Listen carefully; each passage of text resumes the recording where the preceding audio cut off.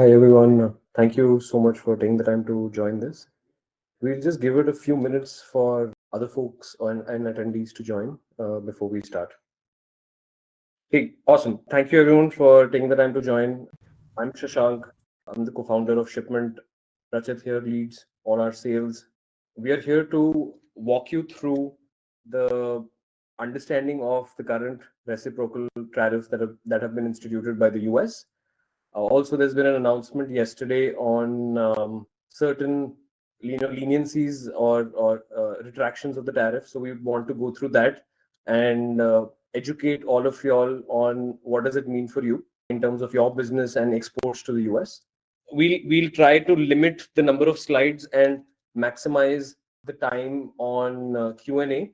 We will be happy to answer any of your questions based on the current understanding that we have. And in case there are any particular questions that we have, we'll make a note of it and circle back with you as early as possible. Right? Okay, cool. Let's get started. You want to go to the next slide? I have my co-organizers Shashi as well, so he'll help us walk through the deck. As I said, these are the agenda points. We'll define and educate all of us on the call on what's the reciprocal tariff, what's happened till now, and where are we now based on the 9th April update. What's our current understanding based on the directions that we've received from the US government? Where can shipment help? What's understanding and guidance? Because the next 90 days are like super important for anyone who's shipping not from China. And we leave the last 15 to 20 minutes of this particular presentation of this webinar on to Q&A, and we'd be happy to answer your questions. Cool. Shashi, do you want to go to the next slide? Talking about reciprocal tariffs, these are additional tariffs that a particular country imposes on another country for goods that are imported in country A. So as you have been reading in the news, the US government has put reciprocal tariffs on multiple, in fact, all countries that they trade with. This is over and above the tariffs that already get levied at an HTS code level while you're shipping to the US or importing into the US. Yeah. So if you could zoom in a bit on this, almost all of the countries have been impacted by the reciprocal tariffs that have been instituted by the US. I mean, I'm sure this is publicly available information, and you must be aware of it. It's quite interesting to just know how the reciprocal tariffs have been calculated. I think the calculation has been, or the arriving at what that percentage should be has been very simplistic. So we can just walk you through an example. US has applied a 26% reciprocal tariff on India for all imports into the US from India. And the way it's been calculated is as follows. So US imported close to $87 billion of goods from the US, while India imported close to $40 odd billion of goods from the US.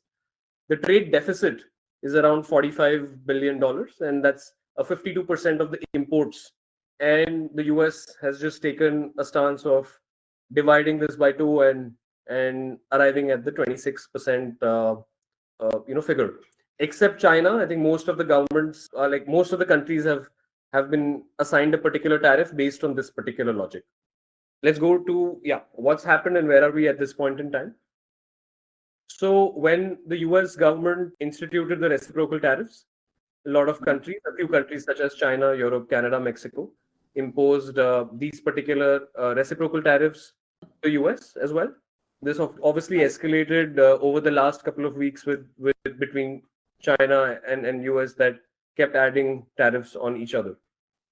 So something interesting, of course, happened on April 9th, which is of interest to this particular group. The US government, of course, imposed a significant amount of tariffs to China, and China also reverted back with a similar tariff on all US imports into China.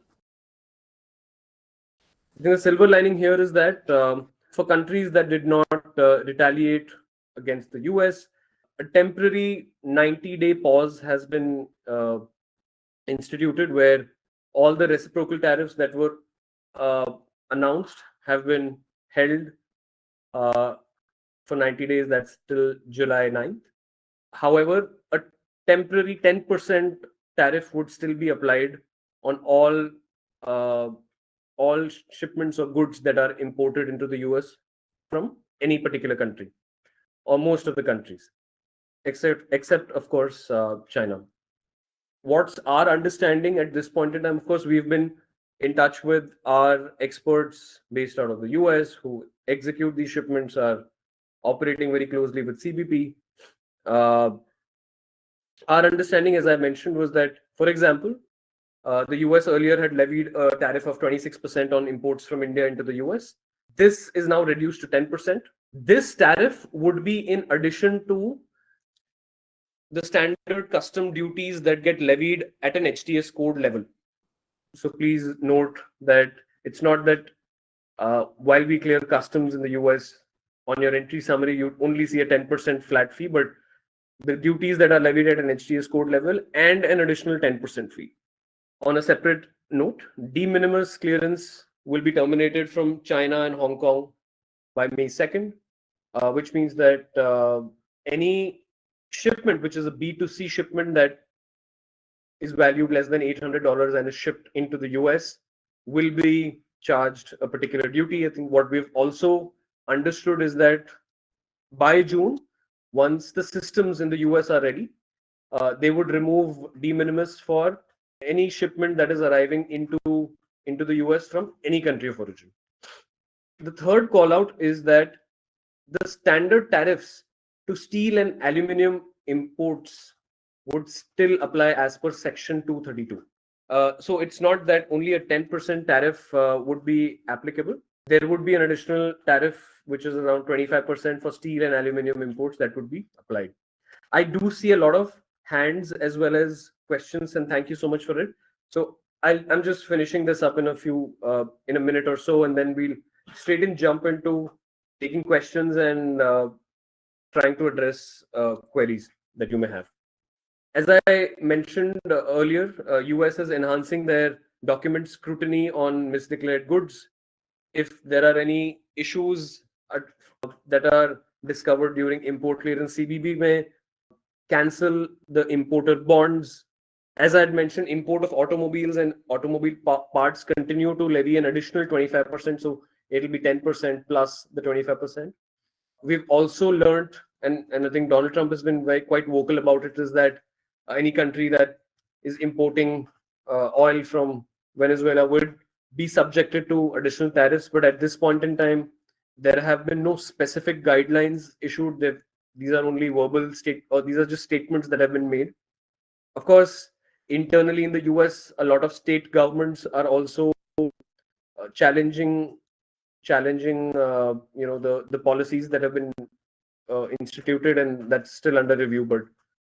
But yeah, like I think this is at this point in time the status quo. Where and how can shipment help? I truly believe that the next 90 days are super important for sellers shipping into the US. We also are getting into the first peak of the year. Prime Day is scheduled around July. That's what we've heard. So what we're observing is that as soon as the announcement was made yesterday, we've been getting a lot of inbound requests, calls. I think sellers who had held back their shipments, had a lot of apprehensions on where things are going, have come back and are now planning their shipments to the US aggressively. I think this is at least one more opportunity, at least in our opinion, that sellers need to plan well in advance and make sure that they're shipping out as early as possible, and making sure that shipments that are shipped out are getting inbounded before July 9th deadline, which is the 90th day. For example, there's an open question that we still have, is that while at this point in time on April 9th, based on the earlier guidelines issued by the US, shipments that were shipped before April 9th would not be subjected to reciprocal tariffs. Of course, now things have changed. Now we have a 90-day window. We still do not know that if a shipment is shipped during the 90-day period, but is received or cleared in the US after the 90-day period, will it be levied an additional duty? So I think that's an open question that we're still getting clarity on. But what we would request and recommend to our customers and sellers here is that don't wait for, say, a middle of May or June to ship it out. Ship out your cargo for Prime Day. Make sure that you're shipping and planning as early as possible. Of course, depending on your country of origin, I think we have attendees from India, UK, Germany, US on this particular call. But depending on your country of origin, make sure you're planning. So if you're shipping from, say, India, you know that it takes at least 35 days to ship, to move the cargo from Nhava Sheva or India to, say, East Coast. So plan in advance. Similarly, shippers in the UK or Germany, I think the transit day is around 15 to 20 odd days. It would take time. I'll just pause here. Actually, we have our US expert as well here. Hey, thank you, Mike, for joining, and appreciate you working through the technical glitch. So yeah, so as I said, shipment is there to help you consult. We're here to move your cargo seamlessly from your origin country into the US Amazon FCs. Only recommendation and request is that please plan in advance. There are still open questions based on the policy that has, or the statement or the direction that the government of the US has laid. So make sure you're planning in advance. I think the second call out is that we do have our warehouse on the East Coast, New Jersey. In case you do not want to ship everything to the FC, of course, because of capacity constraints or pricing constraints, then we do have low-cost warehousing solutions. We have our warehouse on the East Coast, New Jersey, where we store pallets. We can store and then make sure that we're doing an outbound as and when you need from our New Jersey warehouse to the Amazon FC. We do have our partner, we have very close partnerships. In fact, Mike, who's on the bridge, he's part of Shipment US, and he's the one who clears all your cargo. So he's been there, done that for the last 25, 30 odd years. So we have someone who's really an expert clearing the cargo. So I think that's where we are, clearing the cargo in a compliant manner and making sure that you have the right guidance. So I think that's super important for us, and that's what we'd be able to offer. Cool, awesome. So yeah, we'll very quickly get into the question and answers. I know we've had one question, but feel free to ask all your questions here on this chat. We'll pick and choose and make sure we answer all queries. And Mike's also here, and if there's any question we're not able to answer, we will definitely circle back. There are still a lot of open questions that the US government has to answer, but I think we do have a lot of clarity to help us to move fast. Shashi, can you please help Michael to come on video and set things up? Hello, how you doing? I mean, it's a shame we can't see you, but yeah, your voice is gold, and hopefully we can get the answers as well. Awesome. So I think we actually just got one question from Martin. Thank you so much for the question, Martin. I think the question is, can you confirm the tariffs on China are for both imports direct from China and goods manufactured in China but shipped from another country? So Mike, would you want to Absolutely. It doesn't matter what country the Chinese goods are shipped from, it is still the same. It's called transshipping. So you're not allowed, you're not allowed to ship Chinese goods to Indonesia and then say they're Indonesian goods. So yeah, hopefully, Martin, that answers your question. Mike, I'll read the next question. When will we get clarity on tariffs for goods below $800? That's from Saurav. Yeah, I believe that's coming soon. Under $800, the de minimis from China is not even allowed right now. They're bringing it down to $250. I don't even believe you're allowed to bring in any de minimis anymore for China right now without paying duty on it. But Michael, I think we have attendees from UK, Germany, India on this webinar. So how does this affect them? Okay, so they just have to pay. It's not Chinese goods, though. It's German goods and British goods, correct? Indian goods, yes. Yeah, they can bring. Yes, they can bring those in just like normal. They have to pay the 10% reciprocal, but there is the Section 321 still available for other countries other than China. So you can't do anything with China, guys, right now. That's the thing, basically. Trump has it out for China. He relieved all the other duties for all the other countries. 10%. That's it. Right. So, Michael, hi, Ronak here, by the way. We've also been hearing that, this de minimis rule will also be applied to other countries eventually. So, and apparently it's been said that once quote unquote systems are in place, right? So, could you just educate us as to what these systems are, and when is it expected to get more clarity on when will it be applied to other countries if it is actually ever applied? Are you talking about the 10%? No, I'm talking about the de minimis clearances for other countries except China. You can still do de minimis clearances for other countries. You can do Section 321 for Germany. You just can't do it for China. Okay, okay. And do we have any clarity or some time horizon when it will start getting applicable to other countries as well? I don't think that it's going to be ever applicable to other countries. I think that you're always going to be able to do de minimis with other countries other than China because there's no issue with fentanyl coming from, Germany. There's an issue with fentanyl coming from China. Right. So I But, think that but, also but answers again, everything's fluid, guys. So, Trump can say something at 9 o'clock this morning and at 11 o'clock tonight, it's completely different and changed. I think we have like more questions, so I think we should quickly run them through as well. I'll just combine the question that is posed by Deepak. So Deepak, I think your question around sending shipments under 800 without paying duty, I think that's been answered. So currently you can, because you're shipping Indian goods from India, so that should not be a problem as mentioned by Mike. I think the other question that you also asked, which we can combine, is that if your shipment value is under $500, should we also pay US 26%? As I mentioned, that if your shipment value is under 500, it comes under de minimis, assuming that the country of origin of the goods are not China. China, correct. And it's not been shipped from China, or the country of origin is not China. So then you I have will, nothing. Right. Mhm. yeah. So it'll be a de minimis, right, Mike? Is that correct? Yeah, absolutely correct. You'll have no duty. You have to give that to us before it arrives. It has to arrive to the I have to do entry before it even touches the first port of the United States. You should be sending me those documents before it even leaves the foreign country. Because the airplane goes quick, you know what I mean? Mm-hmm. Ocean, we could take our time, but if it's air, you have to send me those documents quickly. We have to file that entry beforehand. If you don't, you don't qualify. If it arrives, you have to pay full duty. Got it.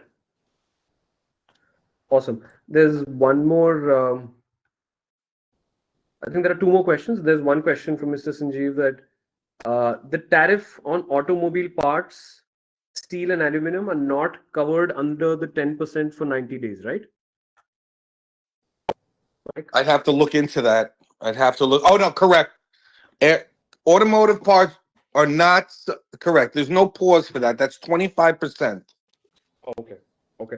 So in that case, if there's an automotive part coming from, say, the UK or Germany or from India into the US, so they'll be liable to pay 25%, but not the 10%, right? 25%, and it eliminates the reciprocal. Correct. Got it. Got it. So it's only the 25%, not additional 10. Perfect. That is correct.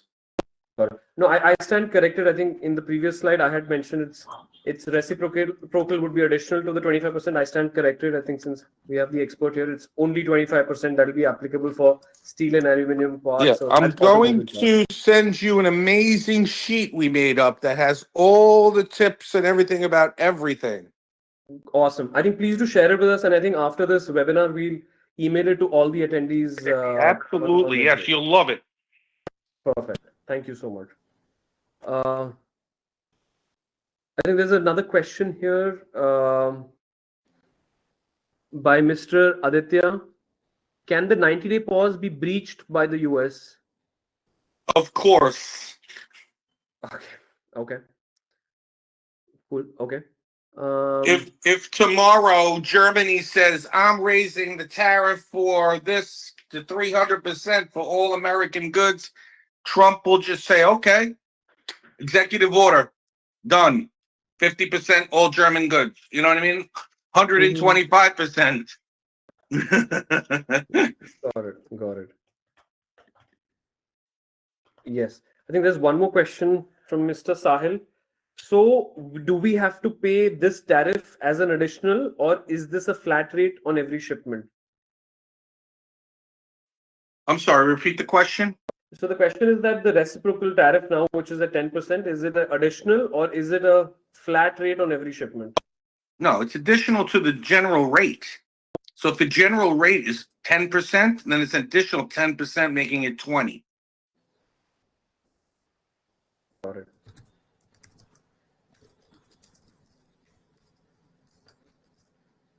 Okay, awesome. I don't see more questions. Folks who are on the bridge, if you have any questions, please do share with us.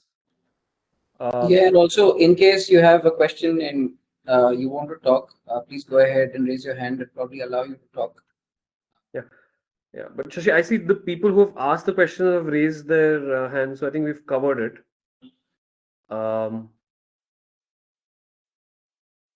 We should be good. Mike, since you're here and as our resident expert, like, would you have any guidance to our audience here? These are all Amazon sellers who are shipping, as I said, from India, UK, Germany into the US. So, any specific guidance that you may have As in regards to what? regards to shipping to the US and making sure that shipments get inbounded clearly, cleared well. Any best practices? I think you've shared it with us, but since we have your presence here, would love for you to share any best practices here with the team, with the audiences. Yeah, just make sure that all the paperwork is in order. The tariff numbers are correct. I mean, I'm not really. That's a tough question you're asking me. It's very general. You know what I'm saying? No, so just very best practices that you can share with the audience here, because they're like active sellers shipping to the US. So any best practices that you'd want to just help? Just like I said, everything has to be, properly classified, a great description on the merchandise, what it's made of. That's the most important stuff. So it's not vague and hard for us to classify. You don't want the wrong classification, because customs will just harass you forever if you start doing that. Got it. It's really Got it. value and classification, the most important two items, obviously.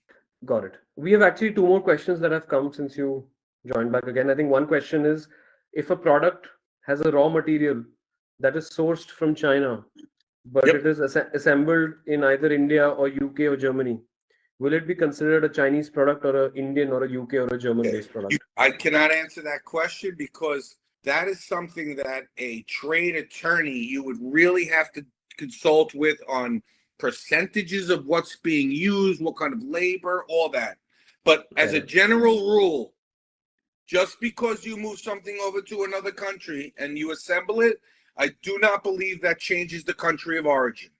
Like if I just ship bicycle parts to Vietnam and then they put the bicycle together, that's not going to make it Vietnamese goods, for sure not. That I can tell you. It has to change completely what you're shipping over there. So if I ship, flour from China to Germany, and then Germany takes the flour and adds a ton of other stuff to it and makes it pancake mix, and then puts it in a pancake mix box and markets it differently. Yes, that would be German goods, correct.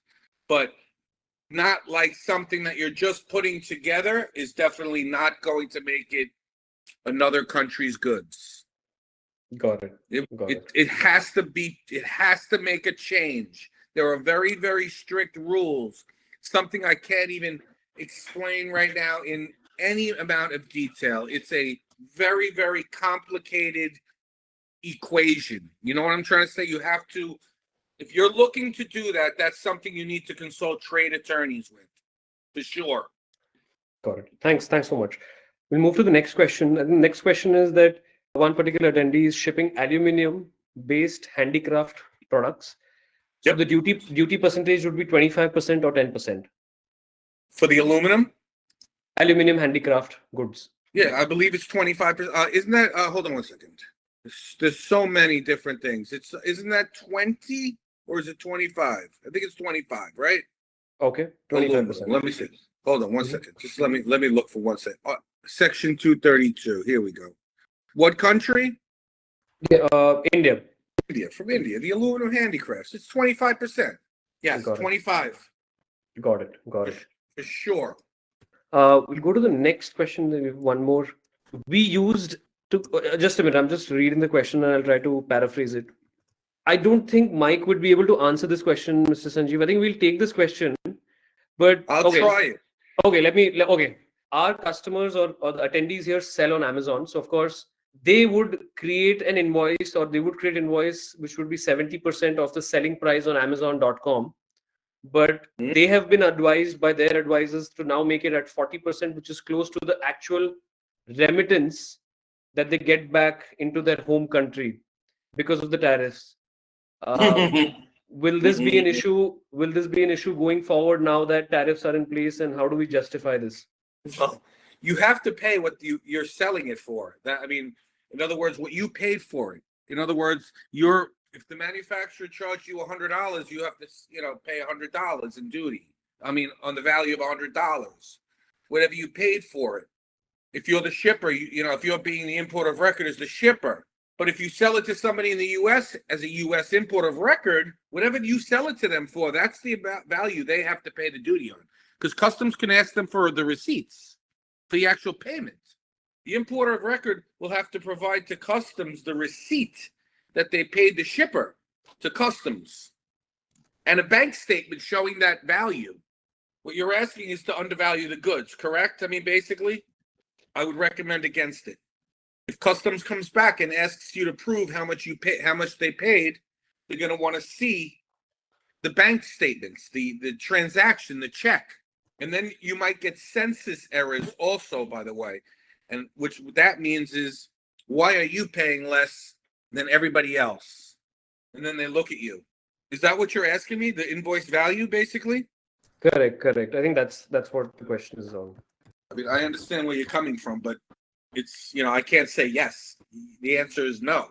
Cool. I think there are like 3-4 questions that have come. So, and I think we have close to 5 to 7 minutes. We'll try to run them through very quickly.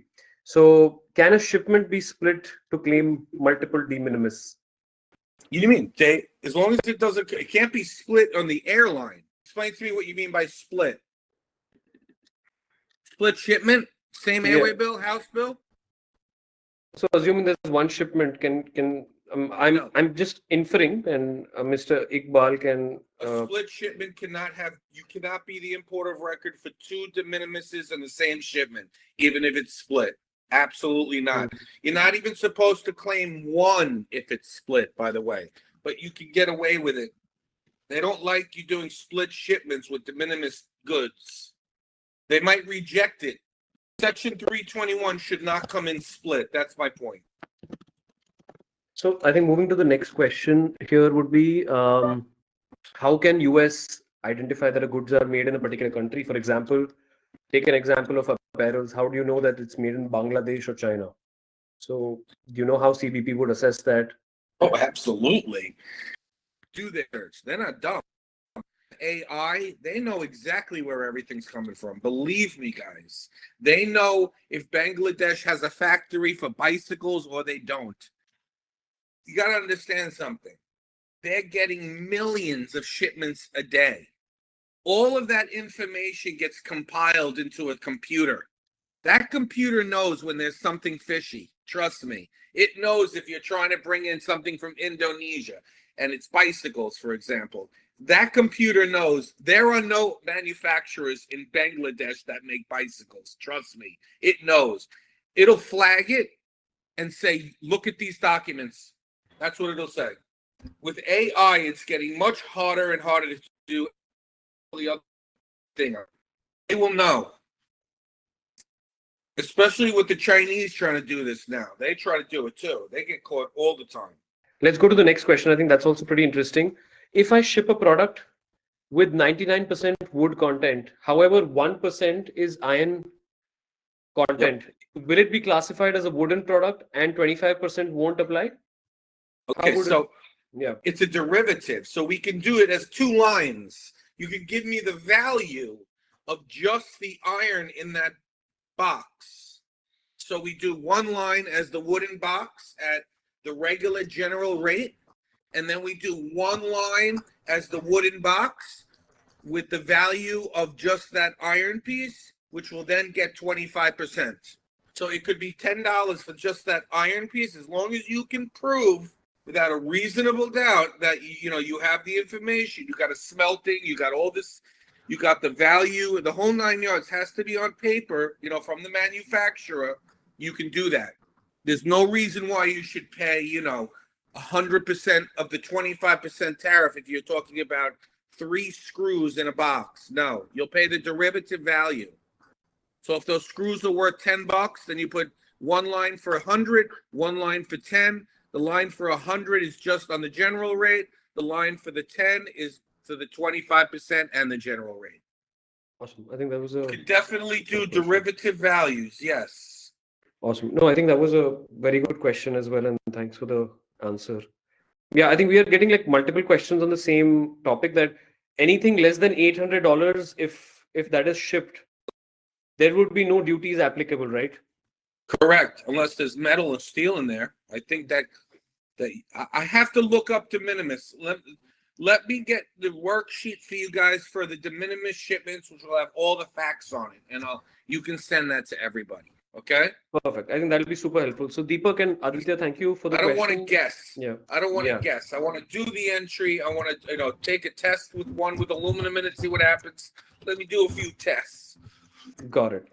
De minimis is a little tricky right now. It's like, because everything's changing every 5 seconds, Perfect. I think we've covered all the questions, and thank you so much for taking the time to attend this to all our attendees.